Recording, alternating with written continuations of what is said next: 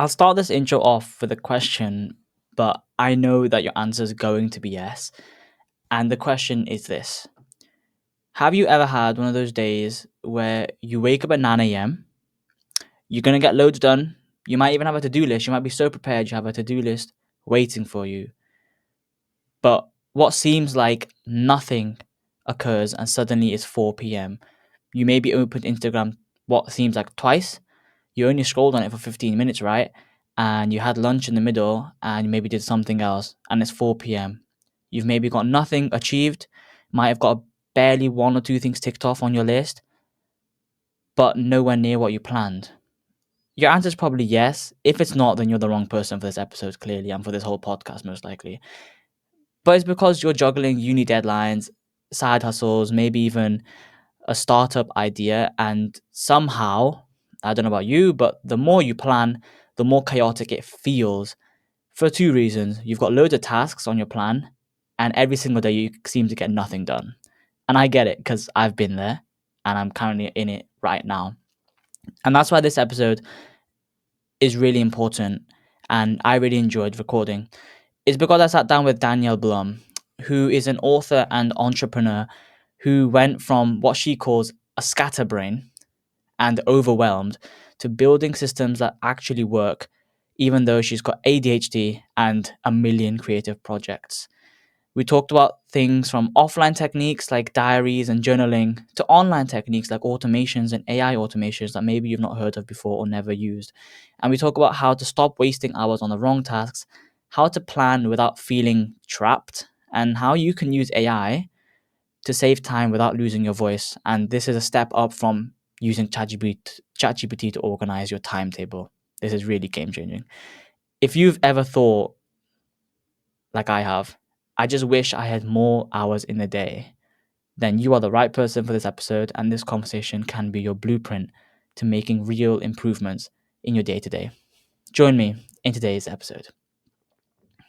Danielle, thank you so much for coming on to the Starting Story podcast with me today. It means a lot. How are you doing? I'm good. Thanks for having me. I'm excited for this one. I've been looking forward to it. Yes, yeah, I'm excited as well. It's something so topical and something I struggle with a lot. I feel like I needed someone like you to come through and say, look, you've got 6 hours. Why are you wasting four of them? Let's find a way to get more done in the same amount of time. And I'm sure a lot of people who are listening are going to feel the same way. I want to ask to begin with, just to set like to set a solid foundation for the episode. What kind of person should be listening to this episode? Um, okay. Well, one, if you are a scatterbrained person like myself, I am a multi-passionate creative, so I have 1,000 things going at one time, or else I don't get anything done. The busier I am, the more productive I am. And I Mm, have ADHD as well, so scatterbrained. That being said, I finally found systems that I was able to put in to take back my time and not just run in circles and not get anything done and just like, getting stuff done, but not the needle moving things that make businesses grow. So once I kind of finally figured out that system and what works for me, which what I do will not work for everyone, you have to kind of tweak it and find what works for you best. So anyone that just is interested in learning new ways to organize their time to get more done in less time, I think would be the good one. yeah. Perfect. Which I think covers a massive category, especially for people who this podcast is aimed towards, which is those younger student entrepreneurs who are looking to grow something and are right at the beginning.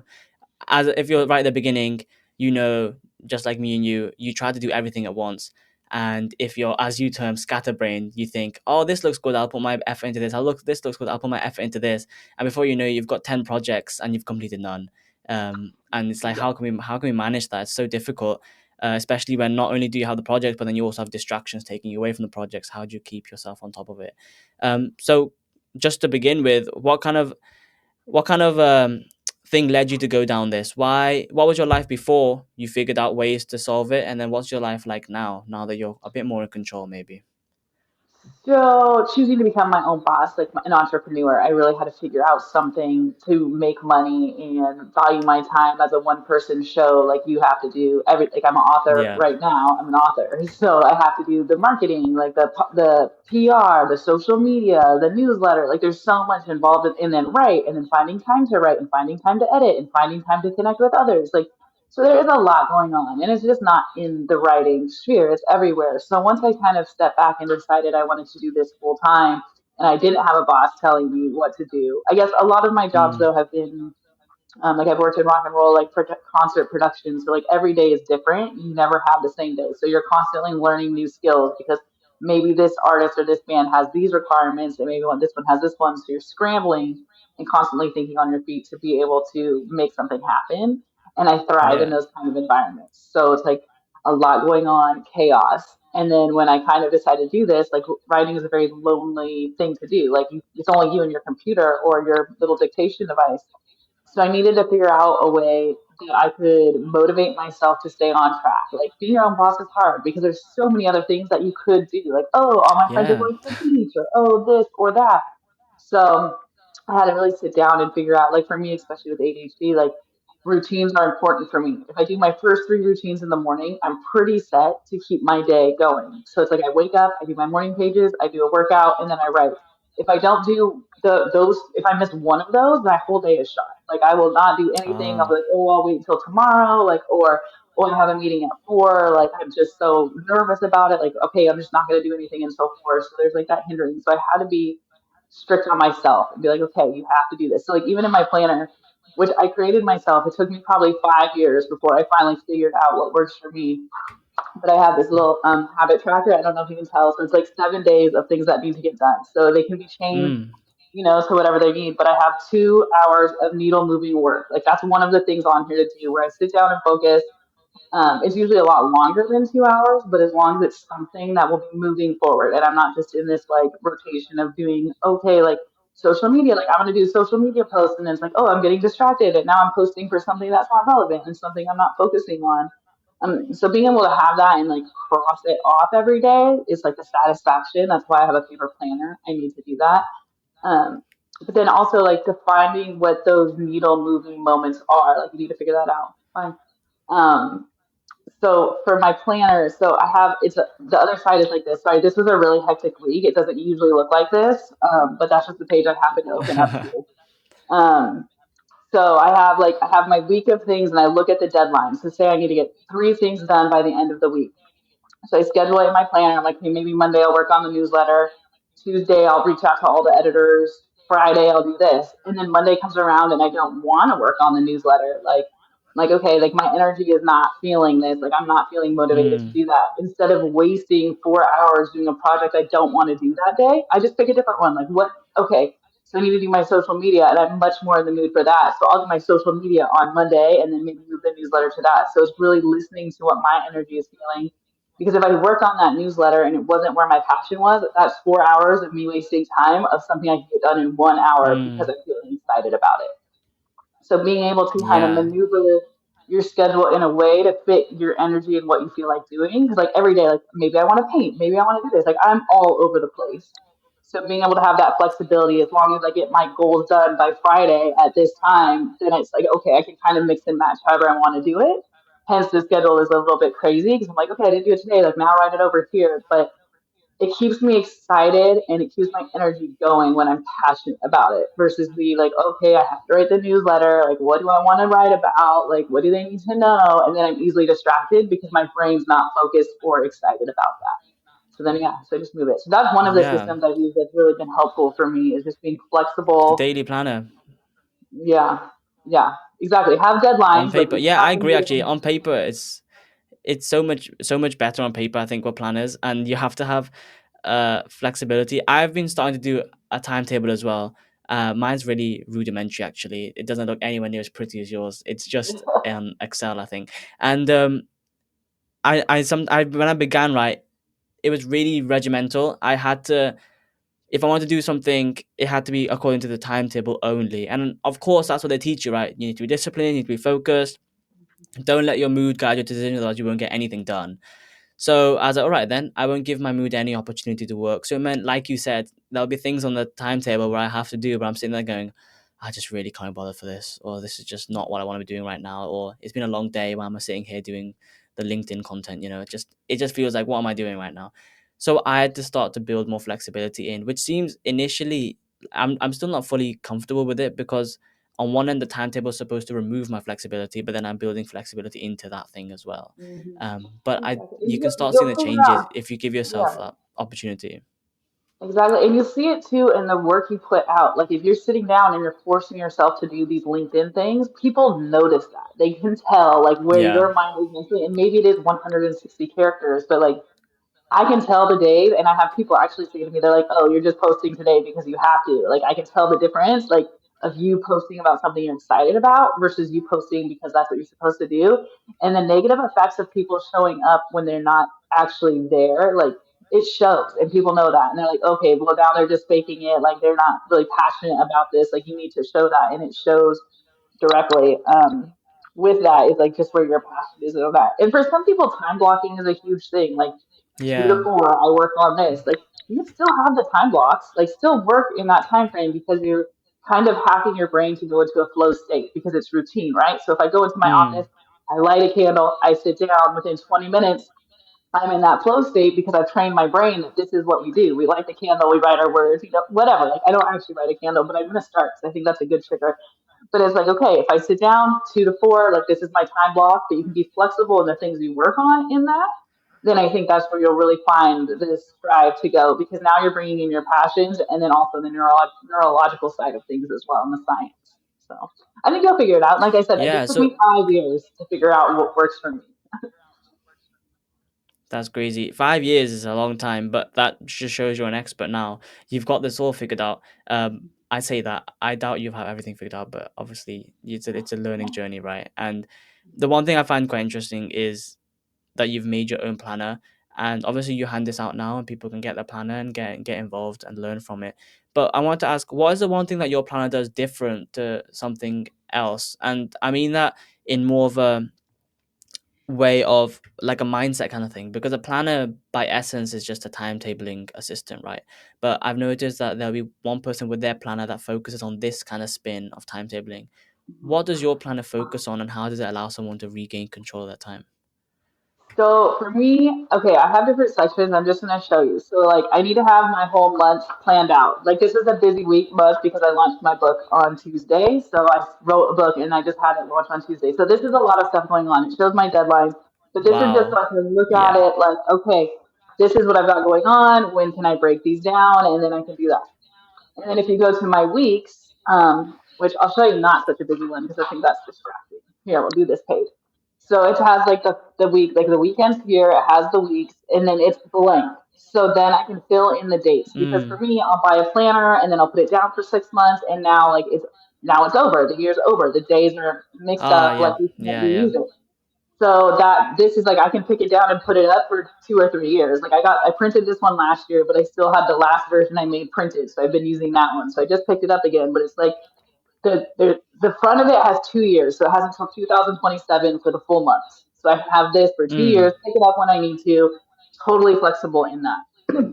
On the other side, I have, you can kind of tell, my habit tracker. So like this, it's like if I need to work out every day or if I'm doing a social media push, like post LinkedIn, it's only 7 days. I really like it because like everyone's like track your habits, like do you drink water, do you get 8 hours of sleep, but it's always in a month format. And with my brain, like if I miss 2 or 3 or 6 days, and I see like how much I've missed in that whole month, then it really tears me down and I feel like I'm failing and I feel guilty and then it takes me a long time to Mm. pick it up again because I don't want to disappoint myself. Here with just 7 days, and I have it blank because my habits need to change depending on what I'm working on.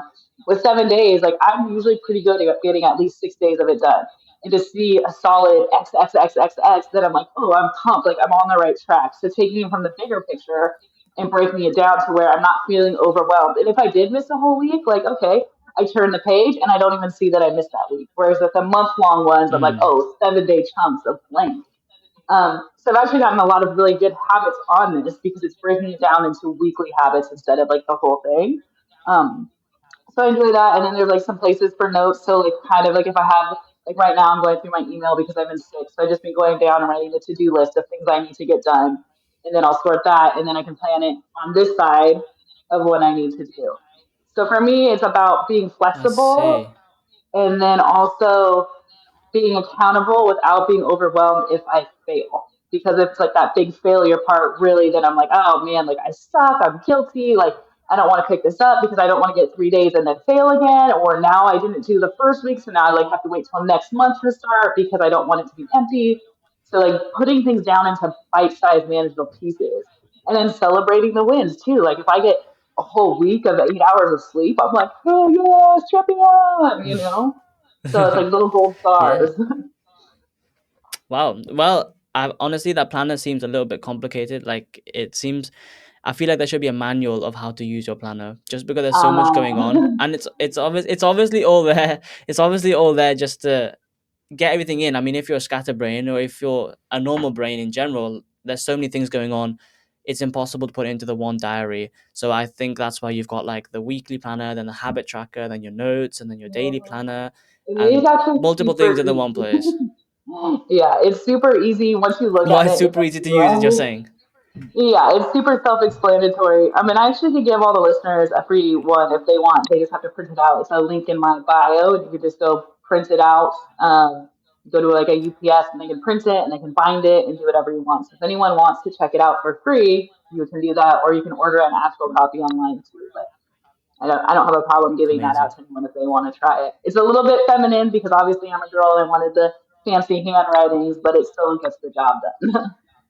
Yeah, of course. And the planner is one of the kind of rudimentary and one of the most traditional ways to control your time. And I want to ask, when you were initially struggling, could you take me back to when you didn't have all these methods to plan your time? What would you notice your day looked like just on a daily basis or monthly basis? If you Oh, could go back to vacation that every time. day. Vacation every day. I can do whatever I want. I didn't have any plans. I didn't have any deadlines. I was very it wasn't so rigid on the things that I had to get done. So like last Yeah. January of 2024 is when I decided I wanted to focus on writing and sit down and write an hour every day. So of course I went on the habit tracker, think of that. But it held me accountable because one, I could see what I needed to do. I could see the end project. I do a lot of reverse engineering with ChatGPT for my schedule. Mm. So like Mm-hmm. for instance, my launch for my book was on Tuesday. So there's certain things that have to get done, like I won't get into the technical side of it, but there's things that have to be done before that could happen. So I just told ChatGPT, I would go in and be like, this is my end goal. I need to do. So I did a Kickstarter, and then I did a Goodreads giveaway, and then I did my Amazon launch in a very short period of time, which is not recommended, but it's what I had to do. So I went in, I was like, this is what I need to get done by this date for the launch. And then I need this, and this done for the Goodreads. And I need this, and the Kickstarter. Reverse engineer this for me, like including my social media, like what days I need to be posting what.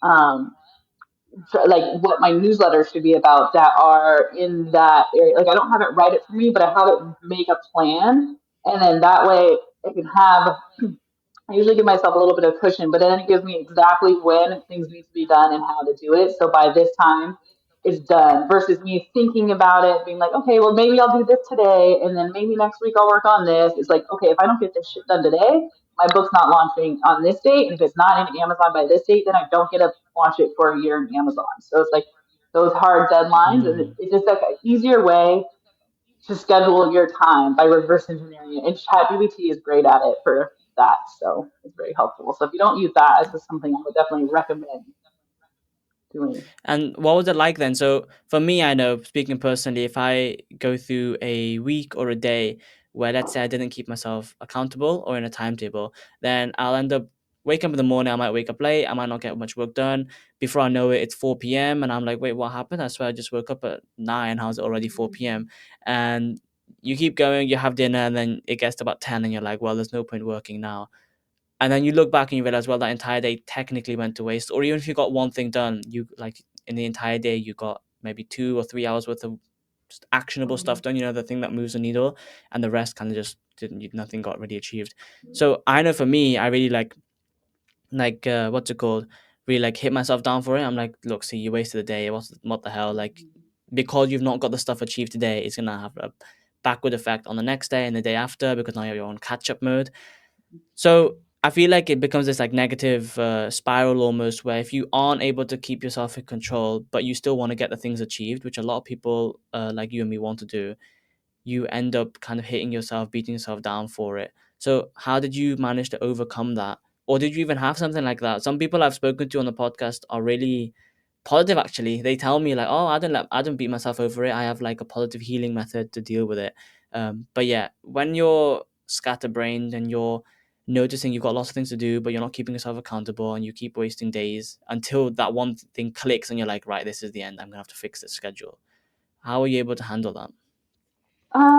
Okay, so if I don't write things down in my planner, I'll forget about it, like that brain hand thing of doing. So it's like if I Mm-hmm. write it in my planner, the chances of me remembering it without looking at my planner are much higher. Whereas if I'm just like, okay, Tuesday, we're doing a podcast at 11:15, like that thought is gone. But if I write it down, then like I could be at lunch and be like, oh yeah, tomorrow at 11:15, I have this. So it's just like that whole hand to brain thing. And then when I Mm-hmm. do miss my schedule, I try not to beat myself up over it because yes, I want to be successful, but also like I need to live my life and take care of what I'm doing. This is probably way too much information, so you cut it if you want. But like now, like I never had this before, but the week before my period, I'm so freaking exhausted and tired. And this is something new. I don't know. Maybe it's because I'm getting older now, 38. Who knows? Mm. And like those days, like motivating to do anything is literally like impossible. And I'm like, well, shit, I have so much shit I need to get done. Yeah. But it's like, you know what? It's still gonna be here tomorrow. And guess what? Maybe my schedule's a little bit thrown off, but there's so many things on my schedule that I don't have to do this week that I put here because yes, ideally it would be nice to get done. But if I'm not in the headspace to do it, like I said, I'm wasting so much more time. So it's like being Mm. lenient. And at the end of the day, if you want to be successful, you'll figure out a way to do it.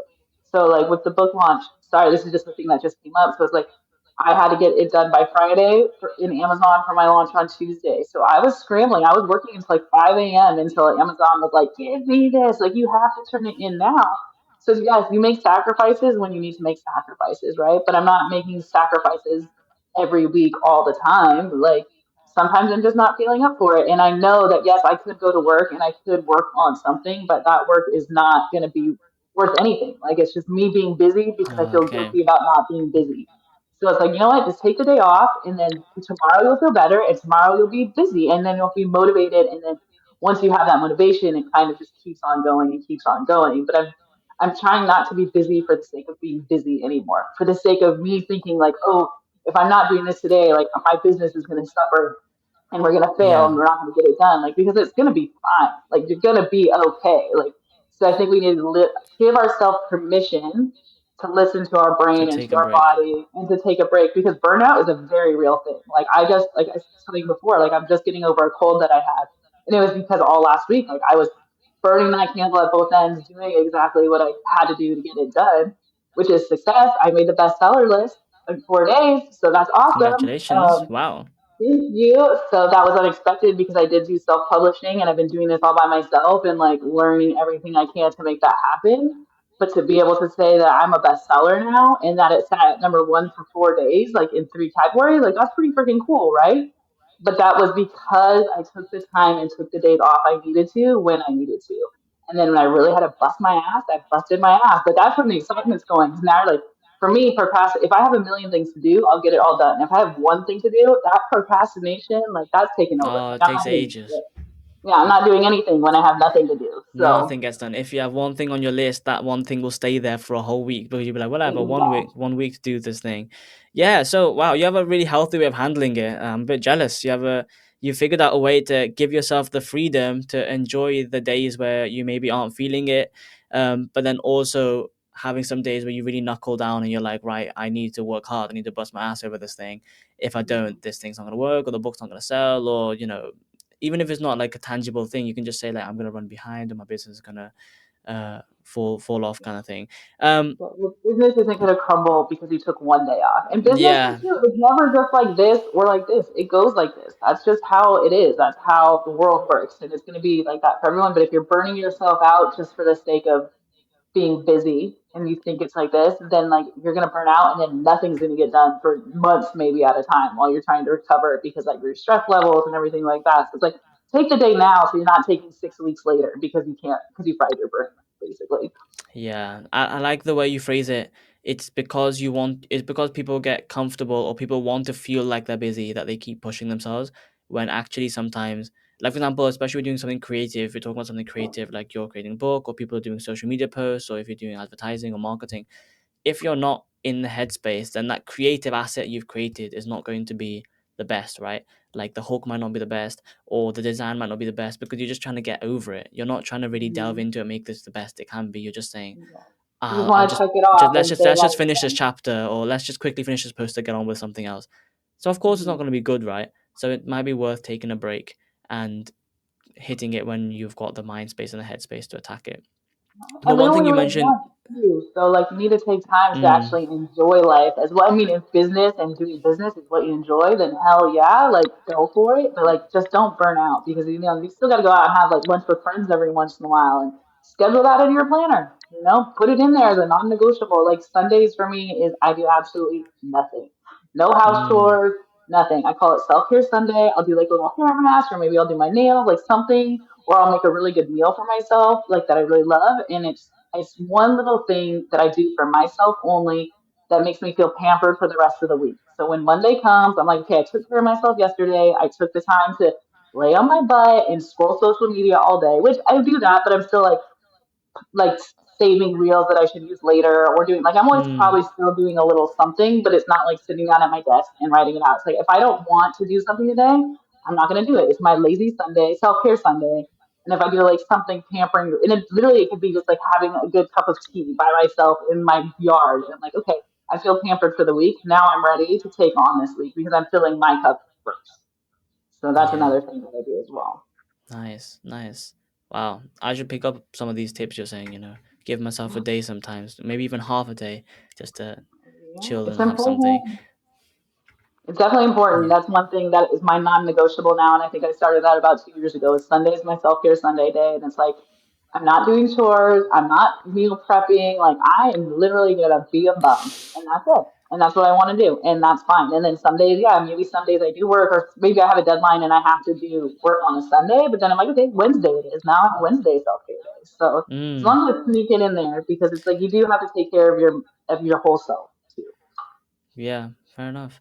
But okay, so everything we've discussed so far has been offline strategies, um, which is really good and it's a good standard. And I would suggest to anyone to really focus on offline ways before you go onto online ways, because otherwise you fall into the trap of, if you're struggling to maintain a timetable, you download a timetabling app, or you make an account on a website which is supposed to create timetables for you, or to make planners, like online planners.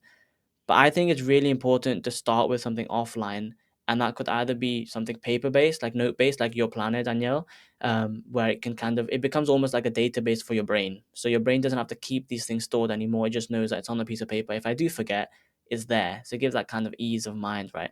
But at the same time, the other offline strategies, such as giving yourself time to rest, giving yourself the freedom that if you had a bad day, it's okay, it's human, and you can move on from it.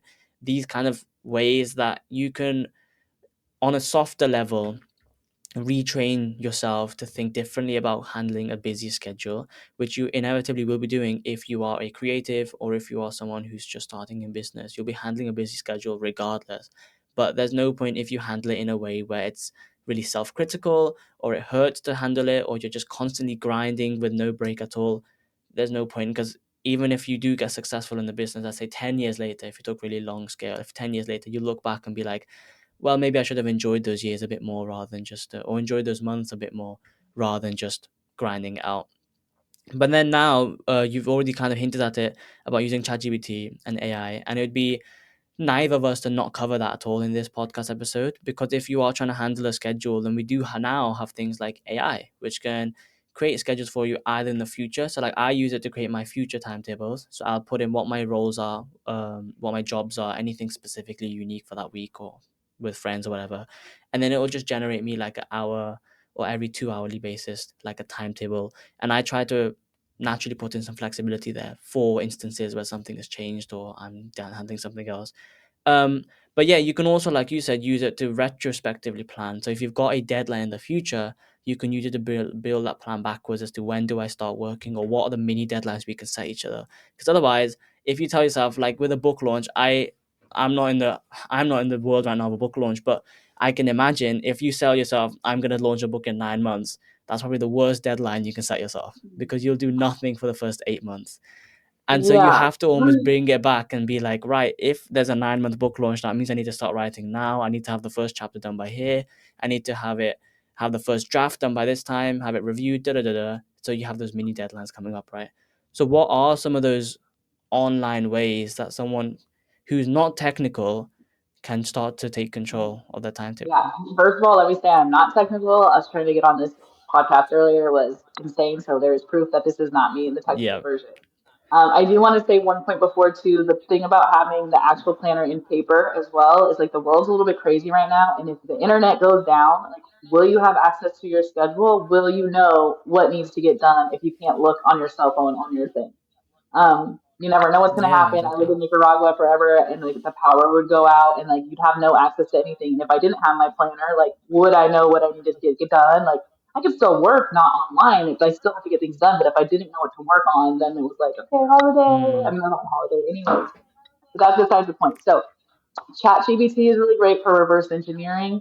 I learned this the hard way in April. I decided I was going to launch my book in October. Mind you, I have been writing this book for a while now. Yeah. So I did that. I set the date, and then that date was coming up, and I was like, "Holy shit, I'm not ready yet! Like, I need to rewrite this whole thing again." And it's like this, and then so I pushed it back, but I didn't know that you can only push it back once, and they only give you a 30-day window. So if I pushed it back, Oh. November 28th would have been the last day I could do it, but then Thanksgiving is before, so it's like I had to really bust my butt to get it done because if I canceled the pre-orders and everything like that, Amazon would not let me publish on that platform for a year. So having deadlines is great. Oh my Maybe gosh. having a little bit more flexible deadlines, around that. Like my editor got my third round of edits, but didn't get all the edits. So I ended up like thinking I was just going to be getting a polished manuscript that I just had to go through and do a little few changes. Turns out she didn't get half of them, and I had completely rewritten half the book. So like that put me a little bit behind schedule because now I have to super comb through and make the edits that I normally wouldn't have done. So deadlines are important. Make sure that you have a little bit of wiggle room. And as far as things online, automation, which is becoming huge now, I know that Claude just came out with basically a connector that can connect you to other apps like Zapier. So now you can go into Claude and Mm. be like, hey, like pull up these emails because you can connect it to your Gmail, you can connect it to all this. It's like, okay, pull up my emails and put them in order for the three most important and write draft email responses back. So now it's going through my email and putting all the junk aside. So I'm not even seeing that because all the time I'm like, ooh, this is an exciting email. Ooh, what are they doing? And now it's been 2 hours and I haven't done anything. So I'm just checking my freaking emails. So this will pull the important stuff up, draft a response that I can do, and then I can be like, okay, this is important, not important, and it learns with you as you go. That's the thing; it's learning who you are. And now you can have it connect to your Airtable, which is another platform. It's kind of like a giant database, but a lot of people use it for social media planning and stuff like this because it can connect. So you can be like, okay, here is my newsletter. I want to cover these 5 topics in this newsletter. Well, now it takes those 5 topics and it can automatically break it down into 25 social media posts. And it won't could make the whole post for you, but it'll make the Mm. content. It'll tell you how to do it. So like, okay, I need this picture would look really good with this content and this pillar. So it kind of is the guide work. So now instead of me sitting here twiddling my thumbs thinking about how I can make what I should post this month on my social media, oh my newsletter just created 120 things I could post because of these little hints. So I'm not a professional. There is on Substack called author automations. But I think that the knowledge that is taught there, you could apply for any business. It is like more author Mm. centric, but it's like she tells you exactly how to set it up, like how to make these connections. So it's like, and then it can go full circle all the way until you posted it, and it keeps everyone in the loop of what's going on. So I would definitely check it out. Her name is Shell Honecker, and she is just like a whiz, and she could set up your whole automation system for you. I'm sure it's a little bit expensive, but if you're saving yourself hundreds of hours a week by just modifying, something you already did. For me, I've been reading books. Obviously, I'm a book reader, and I have to participate on this website called Goodreads because that's what readers do. And you rate books and you leave reviews. Well, I haven't done that, but I have a list in my phone of all the books I read and then the stars that I would do it. And I write one Mm. line about what I liked about it or what I didn't like about it. And so I went to ChatGPT. I was like, these are what my stars mean.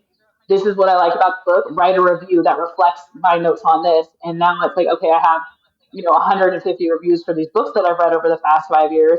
I put it into Airtable, and now it's automatically posting those to my Goodreads. and it's automatically putting that into my social media. So now I can have slides of that. So now I did one thing that took me 2 seconds in my phone to just write this down. Now I've used ChatGPT to draft these reviews that are automatically getting posted here, that are automatically being sent to my Canva here.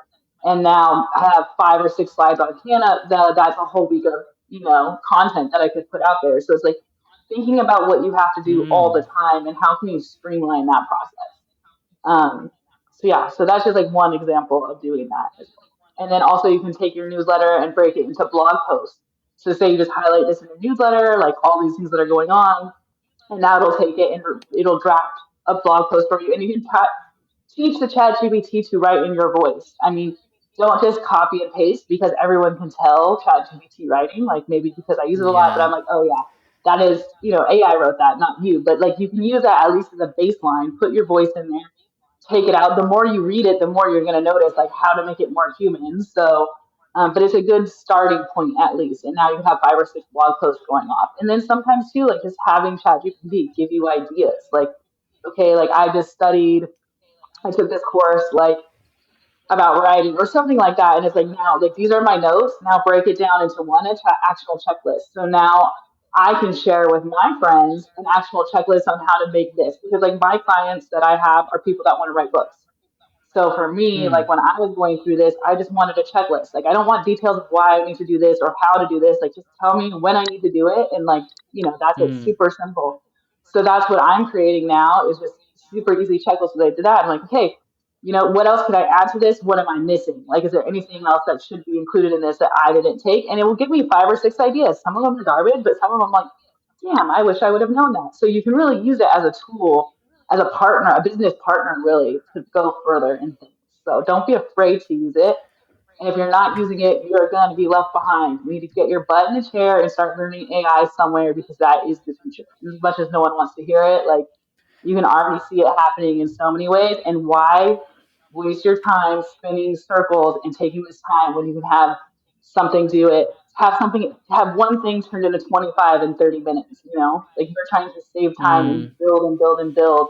So instead of sitting there being like, oh, what should my blog post be this way? You could be like, give me 5 options, let me put my input, or this is what I'm really knowledgeable in, like stuff like that. So it's definitely a time saving tool if you use it correctly. It is easy to go down the rabbit holes and just ask it random shit. Don't do that. That's interesting that you've managed to make it work for you. The reason I say that is from my own experience and for some other people I know, when it comes to getting AI to create creative content, which could be blog posts or social media suggestions, or even trying to break things down, something simple like a review, right?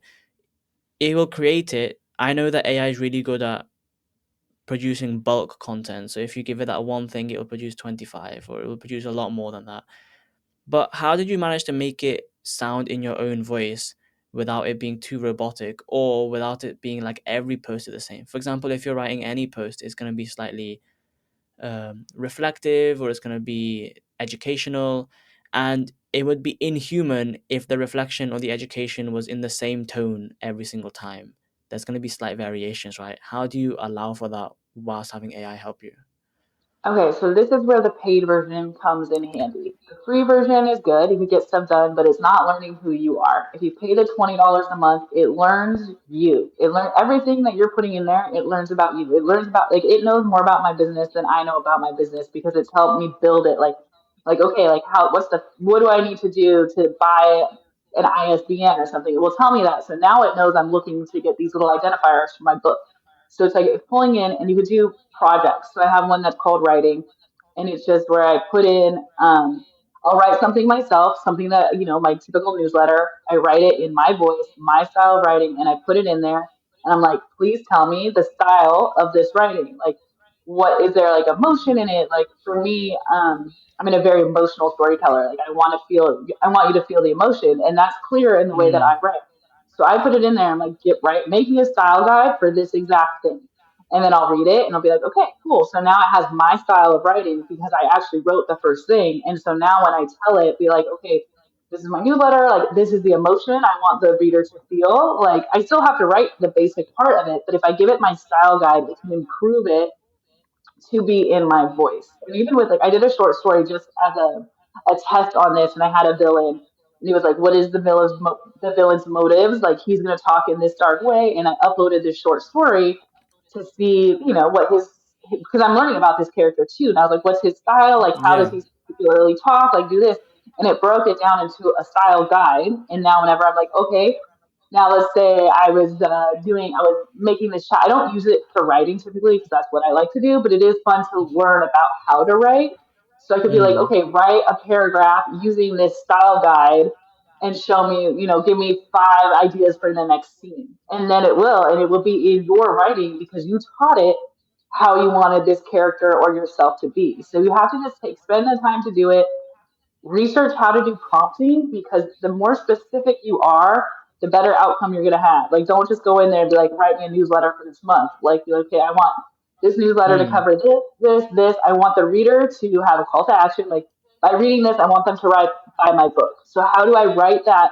How do I write my newsletter to make them eager to go buy my book? So, that's where you kind of go in with a prompt and really be picky about it and be like, this is the end goal. These are what I want to cover.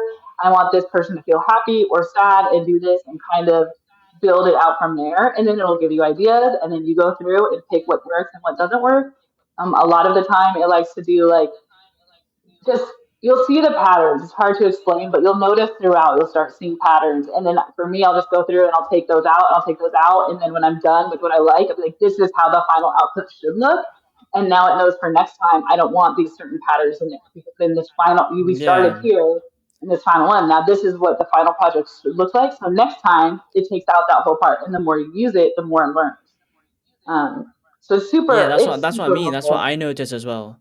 With getting AI to create stuff for you, like I use it to suggest for example, when we have our pre-recording meeting, obviously Danielle, after that when I have like my document of what we could discuss, I get AI to kind of transcribe that and then summarize it down for me. Because then it means that I can get the AI, I tell it specifically to not miss any detail. Because I, Hmm. being human, I might miss something as a detail and then completely forget about mentioning it in the episode.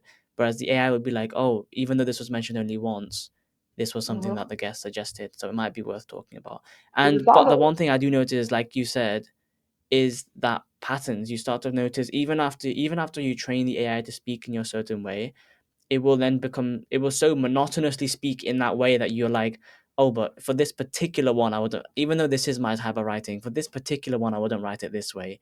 I'd like this to be changed. And obviously we can't expect AI to act like a human and have the variation that humans have. Like, I'm sure if I got you to write a post on a busy morning, it would come out different if you wrote a post in a candlelit table at evening time.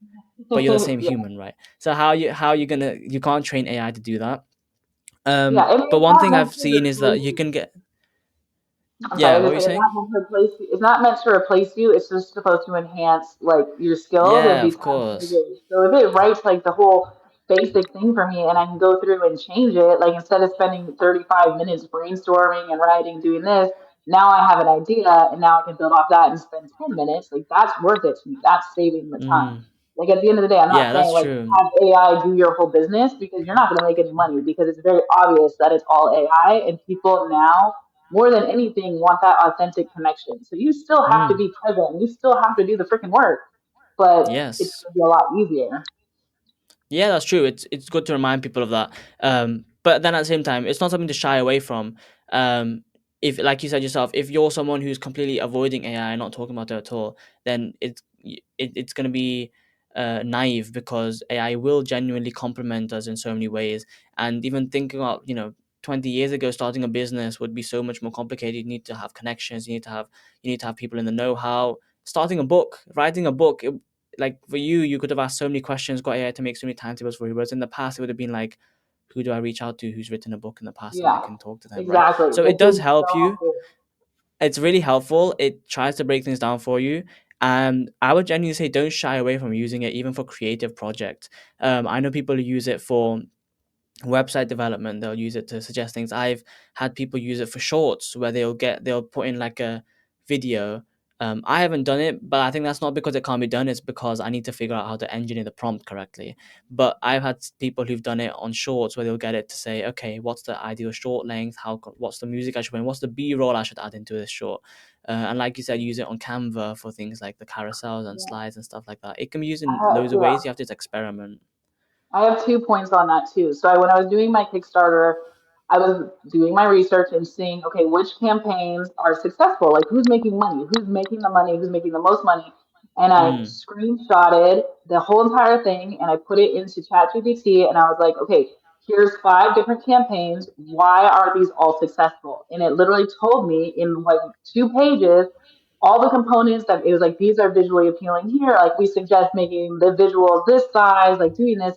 So it was a way for instead of me sitting there researching, being like, I have no freaking idea. It told me exactly why those were doing so well and how to replicate it, which is really awesome. And then it mm, also teaches me how to be better as well. Like I did a class on emotional storytelling, and like I write like that's what I do. But it was like I was there was one point in it, and he was like, well, yeah, you're always feeling something, but you're always also not feeling something. And bringing those things you're not feeling to the page makes it even more emotional because now you're just like, oh shit, like that's a whole different element. But breaking that down was like, I was like, I don't understand like how I could do that. So I just took a few short paragraphs, I think from the internet, from other books, like whatever.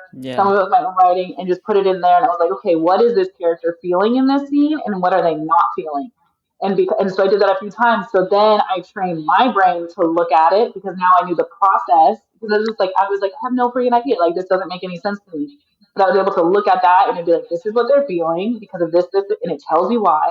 And this is what they're not feeling, and it tells you why. And then it'd be like, this is how you can put it together in 2 or 3 sentences to get what they're feeling and not feeling.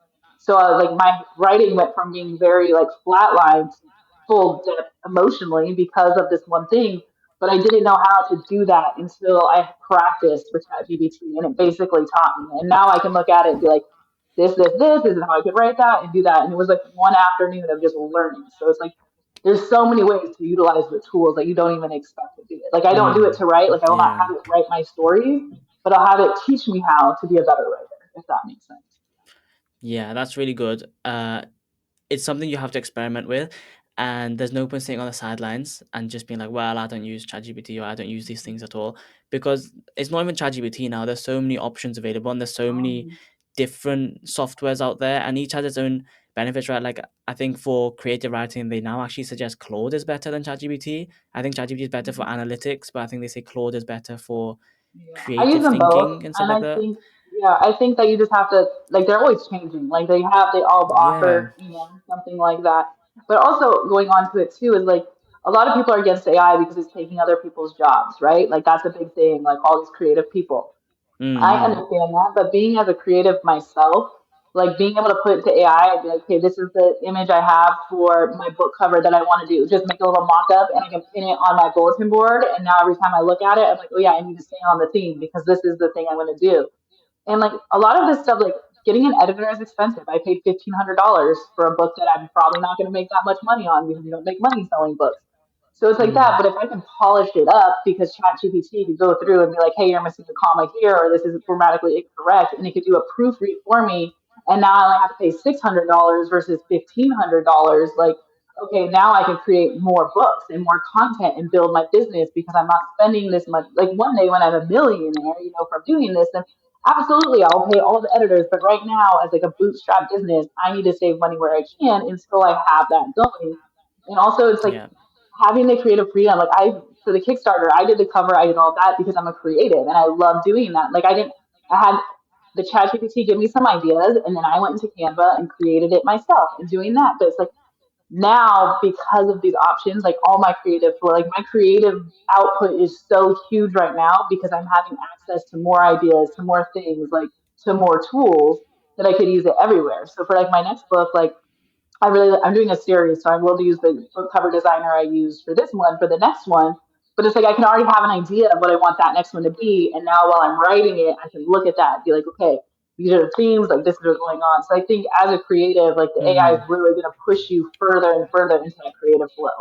As long as you don't like you can't use it for just like I would never take a picture straight off of ChatGPT and put it in there. Like I will put it into Canva, I will copy it the best I can with the tools in there and I'll create it myself. But it is a great way to brainstorm and get ideas.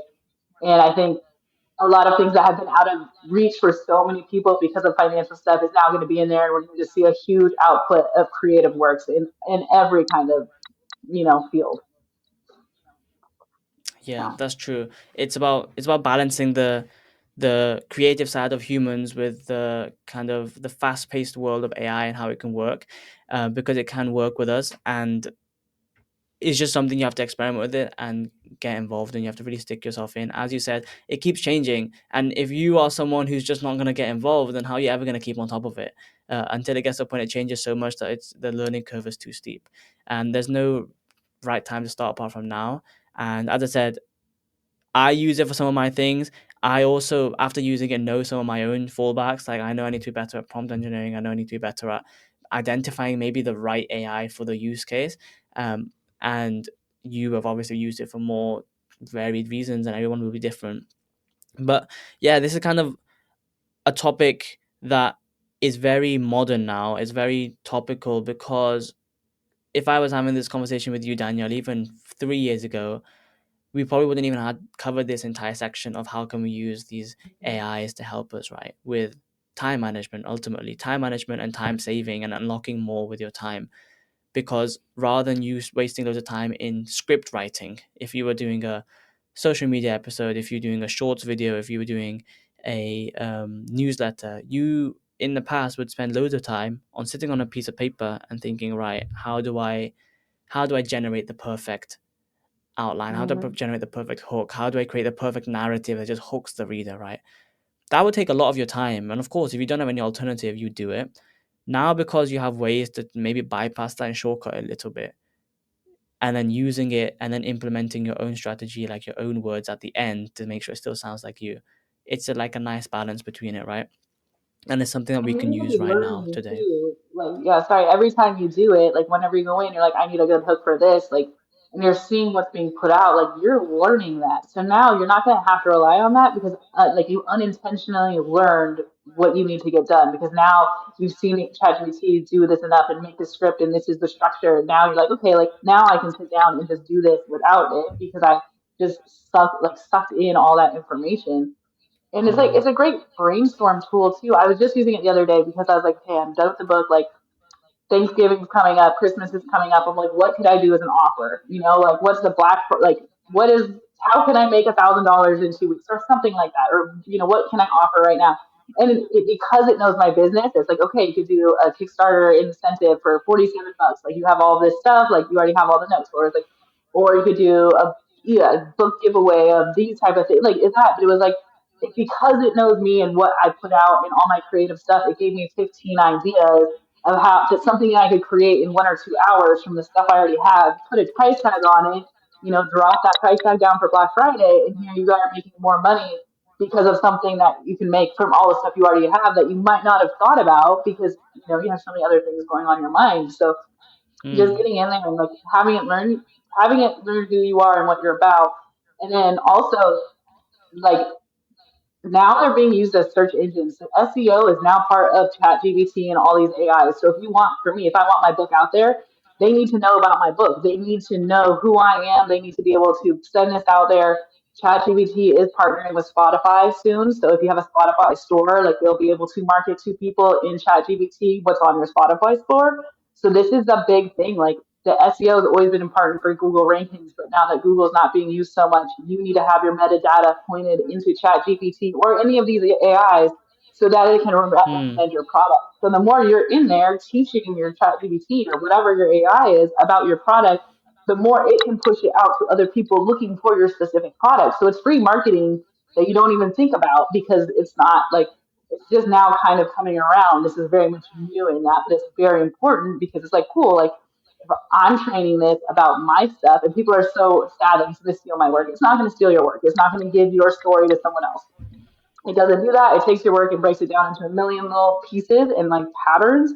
But if it could tell, so if I go in, I'm like, oh, I want a psychological thriller with a female lead, and I put that in ChatGPT, and it knows that that's what I write. It'll be like, oh, Fragments of Affection is on Amazon. Go get it here. So it's it's a free marketing tool too. So if you can get ahead of the Mm. game on that and start using it now before everyone catches on, and you know what, you'll be one of the first people to pump out all the time for that. So that is another thing as well, depending on your business. Yeah, I agree, and that's quite powerful.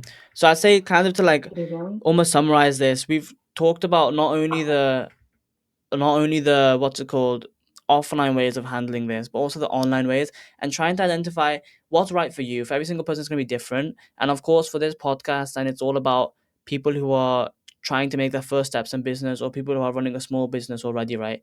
You need to acknowledge the fact that you are going to have a lot of things in your hand that, for example, someone else might not be able to just quickly delegate or offset, right? You might not have the money to just quickly hire a whole team, so you are going to be handling a lot of things, right? So initially trying to give yourself the freedom to have a changeable schedule, like keeping yourself in check, but then not so much in check that you don't enjoy it anymore.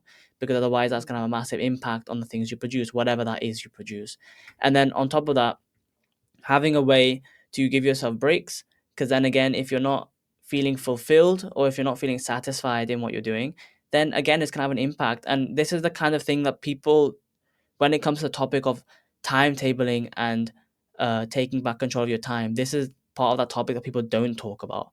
They don't say that you need to give yourself breaks to then have more time in the future. Because otherwise, on the conventionally, you would think if you speak to someone about how do I control my time, they would say, don't take breaks, just work. Then you can in the same amount of time. If you've got 6 hours and you want to get more achieved, just don't take a break. Keep working then like a machine. Except it's the complete opposite. You're a human if you work like a machine. It might not affect you today, it might affect you tomorrow, it might not affect you this month, but it'll affect you next month. Eventually it'll affect you.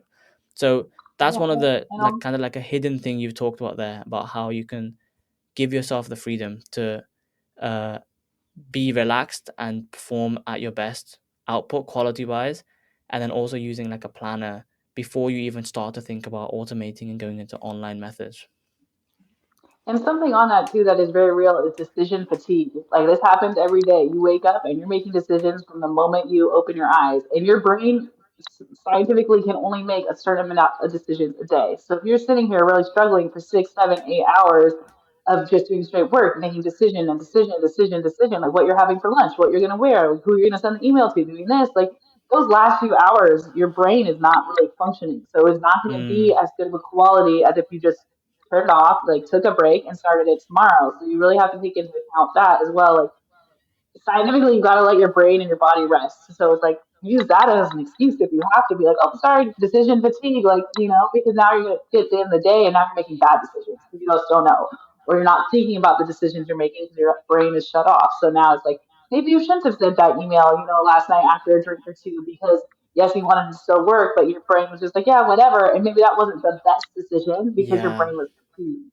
So it's just like give yourself some time and space. Like you're still going to go forward. If you're putting the effort in, the more effort you put in, like the faster you go. But it's like you still have to make sure there's ways to go at the end. So, Mm, and mm. you're never And going to stop growing in the business. yeah, you're never gonna stop growing. You're never gonna stop learning. And then I like that you kind of pivoted it onto online ways and how you can make use of the technology at our fingertips right now, rather than shying away from it and trying to get it to work for you, rather than you working for it. Because I think for AI and the same for me, you start using it initially, and then you might start noticing that getting the right prompt or getting the right output from it is so time consuming that you almost revert back to doing it manually. But if you put the energy in and you educate yourself, education comes in many ways. You could attend a course, or for free you could even watch a YouTube video. Like, I can think right now, if you're someone who's trying to figure out how to get your blog post into a Instagram reel, you could try and figure out yourself using different AIs, or you could just watch a YouTube video. There'll be a YouTube video out there who someone's broken it down for you step by step, and they'll be Or you just explaining. ask the AI. Ask the AI what the prompt should be. I've done this. I was like, I need to have an editor for this thing. I was like, I want it to be polished. I want to do this. What is the prompt I should use to make sure that this gets done? And I asked the AI that, and it will give me a prompt way better than I would have ever written. And then I can take that and put it either back in there, or I can put it into a different AI and use it like that. So it's like you can ask it to tell you what it needs, and it will tell you. So that was a shortcut that I learned. I was like, well, I can literally just type in like, how do There I you write a go. prompt for this, and then it'll do that. So There you Yeah, go. and So then you you learn can how to even wear get a the AI prompt to do it. too. Yeah, exactly. Perfect. Perfect. So that's what I mean. That's a perfect example, Danielle. Like you can literally just, there's so many ways online to learn it. So you just go for it. But yeah, I think we've covered what we had to, and it's really important to just make sure you give yourself the time to breathe and enjoy the process. It's these starting days which are the most difficult, but also I think the most enjoyable in a way, like exciting. I think you can probably agree as well. Like now that the book is over, you're starting a new book. Like it's the process of writing the book and doing chapter by chapter, then editing it.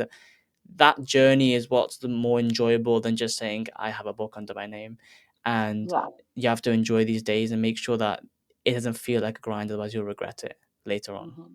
Exactly. Like you have to remember, like most of us start businesses because we're passionate about what we want to do, right? And if you burn yourself out and you lose that passion, like not only is your business going to struggle, but now something that you truly loved and enjoyed, you're going to hate and you're not going to want to do it Yeah, again. So, which is if you sad. want to It's keep that sad for that to passion happen to going, something. yeah, and I've seen it happen to so many friends. They just hustle, hustle, hustle, and they get successful pretty fast at the top. But then when they need to keep going, they're too burned out, and it either crashes and falls or it stops growing. But it's because they hustled too hard in the beginning, which was great because Mm, they saw this upward momentum. But then when it came time to keep that momentum going, they just didn't have the energy to do so. So, yeah, there we go. Well, Danielle, thank you so much for sharing all that insightful information. And thank you for showing me a picture of your plan. I know you had to rush off and get it right at the beginning, but it does help me understanding a lot better. Because if you try to explain to me, oh, it's got a note section and a weekly section and habits tracker and daily section, I'd be there like, make me see it. So with this planner, it sounds really good. How can people get involved and how can people find this planner and see if it works for them? So if you just go to I am Danielle Blum author.com, it'll come up and you'll have there's tons of free resources right there. The planner is one of them. Go help yourself. You will be signed up for my newsletter, but you can opt out of that at any time you want. And you can also buy it from a printer itself, and it will come printed like this. But you can literally just go to the UPS store and have them print it and bind it for you for like $6. So easy. And Yeah, it's good for yeah. 2 years. Like I said, the front calendar is until 2027. So if you put it down and pick it up, put it down, pick it up, like it's something you can use over and over and over again. So Yeah, it sounds really good. Even I'm gonna have a look at it after and see mhm. what the hype is. You know, what is this? What is this magical planner? How can it help me control my brain? I feel like I have too many things going on at once. I just need something to put it all down in. So thank you for sharing that, Danielle, and thank you for sharing everything on the podcast episode. Yeah. Thank you for having me. It was really fun. And I hope you got something out of it because I did. Yes. All right. Let me stop the recording.